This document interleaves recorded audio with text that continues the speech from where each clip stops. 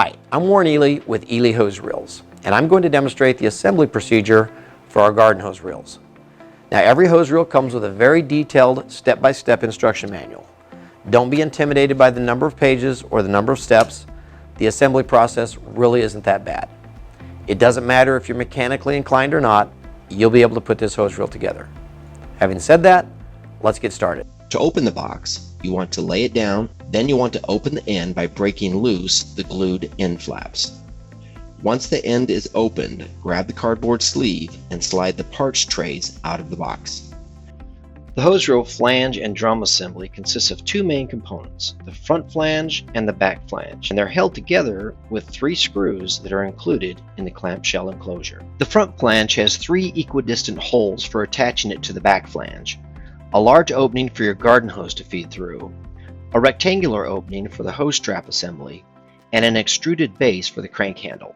The back flange is a solid flange with 3 equidistant pre-installed nuts for attaching it to the front flange. Attach the front flange to the back flange by aligning these 3 holes with the 3 pre-installed nuts in the back flange.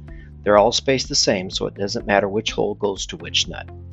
With the 3 holes aligned with the back flange nuts, take the hex key wrench that came with your hose reel and install the 3 screws into each of the holes and start threading them into the back flange. Do not tighten them down until you get all 3 installed. Okay, with all 3 screws started, go ahead and tighten them down firmly. Now it's time to attach the crank handle. Using the hex key wrench, remove the pre-installed screw from the crank handle center post. With the front flange facing up, insert the crank handle post into the extruded base from above and insert the screw from below. Thread the screw into the handle. Using the hex key wrench, be sure to tighten down firmly. The cart frame is made up of several pieces, starting with the front cart frame or bumper, and then you've got 2 legs, a left leg and a right leg. They are different. And then we have the frame Y, 2 tire spindles, 2 push-pull handles, and these are the same, they're interchangeable, and then 2 10-inch flat-free rubber tires. To attach the tires, first remove the screws from each of the 2 tire spindles by taking the hex key wrench and loosening the screw from the spindle. Then you should be able to use your fingers to take it the rest of the way out. The next step is to attach the tires. Now each leg has a large hole on one side that will face outward from the frame, and then on the opposite side there is a small hole which goes to the inside portion of the frame. The spindle gets inserted into the large hole, and it's important that the wedge on the end of the spindle is inserted while in a horizontal position. You don't want it inserted in a vertical position. Installing the spindle in a horizontal position will ensure the tire performs properly. The hub of the flat-free tire has a concave side and a convex side. The tire spindle needs to be inserted into the concave side of the tire. Now insert the tire spindle into the large hole on one of the legs, again with the wedge in the horizontal position. Visually align the hole in the spindle with the small hole on the leg and insert the screw that you previously removed, and start the threads with your fingers. After you have the threads started, use the hex key wrench to tighten down firmly. Then repeat this procedure by attaching the second tire to the other leg. Look down the end of each leg to ensure the spindle is in the horizontal position. With the tires attached to both legs, it's time to remove the long screw from each leg. Now take one of the legs and insert the front bumper into it. Line up the vertical holes and insert the screw from the top down. Do not put the nut on at this time. Now do the same with the other leg. Insert the front bumper, line up the vertical holes, and insert the screw from the top down. The next step is to attach the frame Y to the legs. We'll start by removing the pre-installed screws and clamps. There are 3 screws, 2 leg screws, and 1 long handle screw. We'll take those off to remove these clamps. Now notice that the clamps that hold the push-pull handles are rectangular in shape, while the leg clamps are tapered with the narrow end pointing upward. So we'll take our hex key wrench and remove these 3 screws and 4 clamps. One thing that will assist you in removing the screws, use the built-in pocket on the clamps to hold the nut in place while you're unthreading the screw. Since it is a nylon insert nut, it will be hard to keep it from spinning with just your fingers. When you have all 3 screws removed, these are the pieces you should see. The next step is to attach the frame Y to the 2 legs. So position the frame Y over the legs, then grab one of the leg screws that you previously removed, insert it through the frame Y and both holes in the leg, and then grab one of the leg clamps. This is the tapered one. Insert the nut into the pocket. To put the nylon insert nut into the pocket, there is a rounded side and a straight side.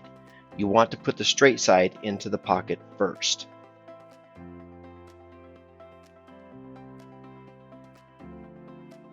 Hold the nut into the pocket with your finger, and then get the screw started into it by finger tightening. You can snug it with the hex key wrench, but do not tighten firmly until the other leg clamp is on as well. With the frame Y now attached to both legs, go ahead and tighten both leg screws down firmly. Now we can also go back and put the nuts on the 2 screws that attach the front bumper to the legs, and tighten those 2 screws down firmly as well. Now it's time to attach the push-pull handles to the cart. First, grab one of the rectangular handle clamps, take the long handle screw that you had removed, insert it through the clamp, then grab one of the handles, make sure that the handle faces outward, slide the screw through both holes in the handle, then slide the screw through the holes in the frame Y, then take the other handle and slide it onto the screw, then take the second handle clamp and slide it over the screw. Take your nylon insert nut, straight edge first, and insert it onto the screw and into the pocket and finger tighten them together. With the nut inside the pocket on the clamp, take your wrench and tighten down firmly. Next, take the male end of the inlet hose and feed it through the axle until it just shows out the front. Then slide the flange and drum assembly onto the axle and push it all the way on.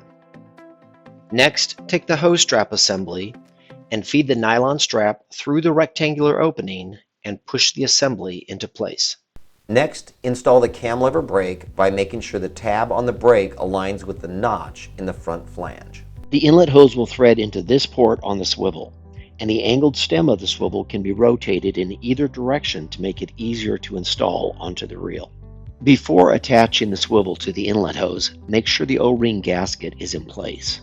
You will use the enclosed hex key wrench to tighten the swivel's aluminum collar onto the axle of the reel. Using a firm grip on the swivel's aluminum collar, you can now attach it to the inlet hose. Be sure to tighten firmly to prevent this connection from developing a leak. You can use a pair of pliers if you want to tighten it more securely. Now, to attach the swivel to the reel's axle, be sure the hex head of the screw is facing up toward the opening in the front flange. Slide it completely onto the axle as far as it can go. Then feed the hex key wrench through the opening in the flange and tighten the screw until it is firmly secured to the axle. To set up your hose reel for right-handed rewinding, position the stem of the swivel in this orientation and feed the garden hose through the opening from left to right. For left-handed rewinding, rotate the stem to this position and feed the garden hose through the opening from right to left. Now it's time to attach your garden hose to the hose reel. Feed the female end of your garden hose through the hose strap. If you're unable to fit the fitting through the strap, first back the hose strap screw out to increase the size of the loop in the strap. Then pull on the hose strap to make sure the loop is as large as possible. If you still can't get the female fitting through, you'll need to feed the male end of your garden hose through the strap in the opposite direction and pull the full length of the hose through the strap. Now you're ready to attach it to the brass swivel. With the hose through the hose strap, now it's time to feed the hose through the opening in the front flange. As you can see, there's a natural arc to the hose. We want that going with the same arc of the reel. You can pull as much hose as you want through the opening to facilitate easy attachment of the hose to the swivel. You want to make sure that the arc stays in place. When you tighten the fitting onto the swivel, we don't want the hose to twist, as it could cause a slight bend in the hose while passing through the flange opening. Now pull the excess hose back through the flange and position the swivel so the hose has a smooth, straight shot through the opening. Pull the excess hose back through the hose strap for a snug fit against the center drum. Then, with a Phillips head screwdriver, tighten the hose strap screw until the strap tightens down onto the hose. It may take quite a few rotations to get the strap to a snug fit. Be careful not to over-tighten. Now, it's time to roll your hose up onto the reel. First, turn the cam lever brake to the off position. Then start reeling your hose in by cranking with one hand while level winding the hose onto the center drum with the other. Wrap the hose in a steady side-to-side motion, laying the hose against itself as you go. Once you get all the hose rolled up, turn the cam lever brake back to the on position. To set the cam lever brake, take a 3/8 inch wrench and loosen the adjustment nut until the weight of the watering tool on the end of the hose causes the reel to start unwinding by itself. Then tighten the nut a quarter turn at a time until the reel no longer unwinds by itself. You can adjust the nut to create just the right amount of drag to your liking. Now attach the inlet hose to the faucet and you're ready to use your hose reel. Be sure to have the cam lever on while pulling out the hose. This will prevent unwanted rollout. Then, when you're ready to reel the hose back in, be sure to flip the brake to the off position to release the drag, making it much easier to reel in. Then reset the brake to the on position so it's ready for the next time you use your hose reel. Well, there you go. Your hose reel assembly and installation are now complete. If you need any assistance or have any questions, you can visit our website 24/7 or reach out to our customer support team during our regular business hours. Thanks again for your purchase of Eley products. We hope you enjoy them for many years to come.